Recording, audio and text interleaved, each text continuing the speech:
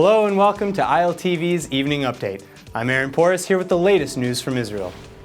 Israeli Prime Minister Benjamin Netanyahu opened his weekly cabinet meeting today by rebuffing criticisms of the $38 billion 10-year military aid agreement between Jerusalem and Washington signed last week. Netanyahu said he had heard a lot of background noise and disinformation regarding the agreement, but that Israel could not have gotten even one more dollar in the deal, nor was Israel offered any special technologies. He went on to call the charges distortions and fabrications by people who have an interest in providing disinformation and showing ingratitude towards the U.S. Netanyahu's comments come in the wake of criticism that had he handled the relationship with U.S. President Obama with more finesse, Israel could have received some $7 billion more and under better terms. A U.S. official said the aid package was in no way compensation for Washington reaching a nuclear deal with Iran. The 15-member UN Security Council met on Saturday night after Russia demanded an emergency session to discuss the killing of Syrian soldiers and accused the United States of jeopardizing the Syrian ceasefire.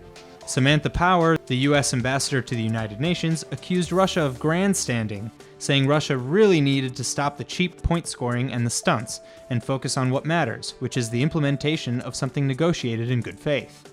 She said the United States was investigating the airstrikes that killed the Syrians, and that if it is determined that the U.S. did indeed strike Syrian military personnel, that it was not their intention and that they are of course regretting the loss of life.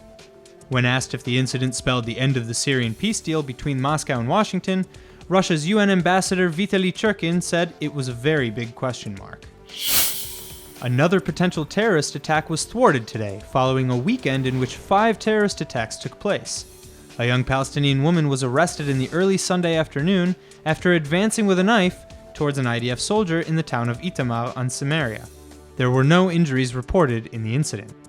The 23-year-old woman was walking along the road near the town, armed with a knife, but when spotted by the military security coordinator of Itamar, she immediately dropped it. The woman was arrested and handcuffed.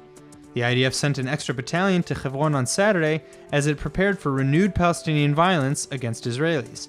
The spat of attacks over the weekend comes at the end of the Muslim holiday of Eid al-Adha and just before the high Jewish holy days, a period that marks the start of a months-long wave of violence last year. That's all for now. Stay tuned on ILTV.tv for our main daily broadcast playing after this. I'm Aaron Porras, and see you tomorrow with our morning briefing from Israel at 8 a.m. Eastern Time.